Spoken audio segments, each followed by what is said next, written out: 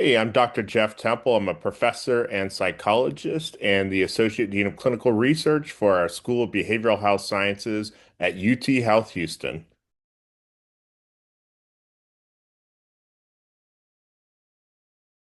One thing that I always try to bring to these conversations is that technology is not inherently the boogeyman.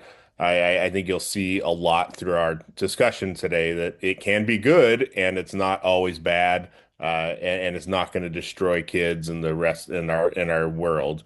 That would be one thing to keep in mind. With respect to warning signs, though, it's really when it begins to interfere with everyday functioning. So sleep problems, irritability when devices are removed, not just mad, but really irritable where they can't function. Social withdrawal, declining grades, reduced physical activity, or just where the child no longer enjoys activities that they used to enjoy. And one thing that when I talk about this, it sounds a lot like drug abuse and substance use and depression, and it really kind of is. When you have this really problematic screen time abuse, it does start to look like that.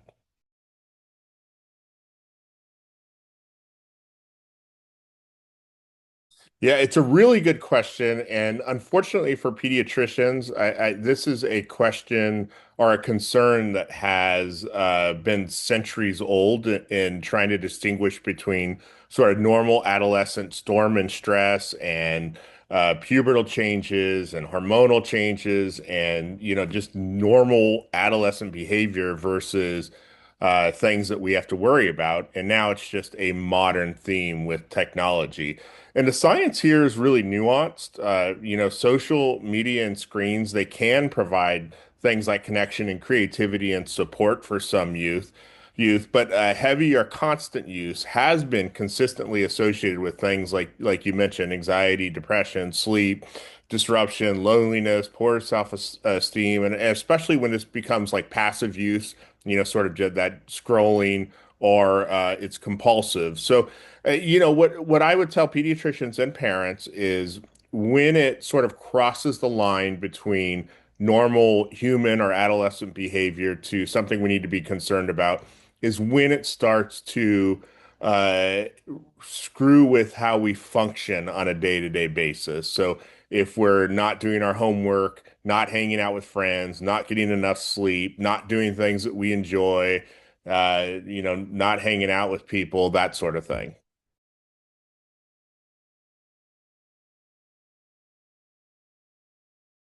Hugely important. I will say this is one of the things that technology has kind of thrown under the bus more recently. We've always known that parent-child interaction and attachment is hugely important to adolescents and parents and their development and growth and all that. And there has always been something to interrupt that could interrupt that attachment or bond. Whether it was the telephone when it was first invented, the same arguments were being made about that. When television and radio, when those were, started to be mainstream in houses, the same arguments were being made about that. But one thing we saw with cars is, and when kids became more mobile, well, the pregnancy rate increased. But we didn't get rid of cars, right? We just had to talk about safe sex and healthy relationships. And really, the same thing goes through here. With technology and with the digital world, we have to see that we have to overcome it, just like we have all these other things throughout our existence, and have that real world connection. One of the blessings in disguise of COVID was that and I know we're all sick of talking about it, but one of the things it did is to tell us that we need social interaction, whether it's with friends or family. We have to have social interaction. We are social beings, and we need that. So, and it needs to come some way. Like I'll say, just as a feather in the cap of smartphones and social media, the thing that saved our kids during COVID was that they had that connection and those relationships during COVID. So as much as we tend to blame technology, it is also was a literal lifesaver for them. Now, that all being said, we need to focus on parent-child relationships, and it needs to be outside of the digital environment. It could include the digital environment, but it also needs to be outside of it. So, some things that I would suggest is as a family, have a plan for device-free dinners or device-free hangout times, getting rid of phones at night and hanging out. So that sort of stuff. Some of that's easier said than done. Like I have my kids are now in their 20s, but I think they would have laughed at me if I tried to suggest that.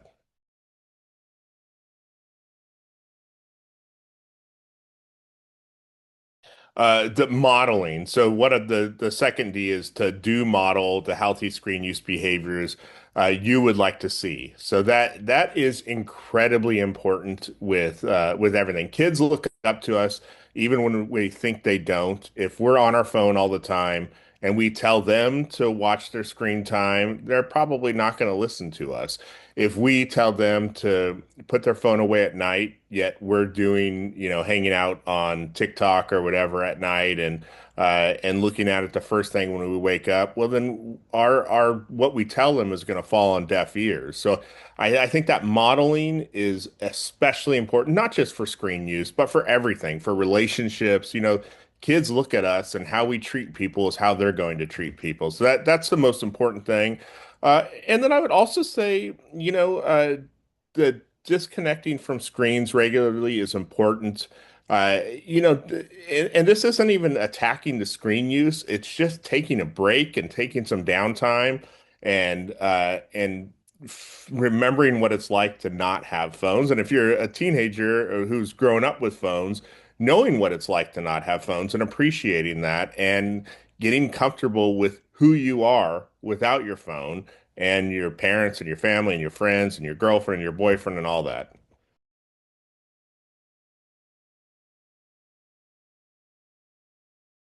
So my whole research agenda is on building healthy relationships, regardless of whether it's on the screen or in person. And with kids or with anyone, we don't teach people how to be in healthy relationships. And so rather than worrying about what's next, whether it's social media or smartphones or I don't know what's on down the line, holograms or something like that, rather than doing that, let's teach people how to be in a relationship.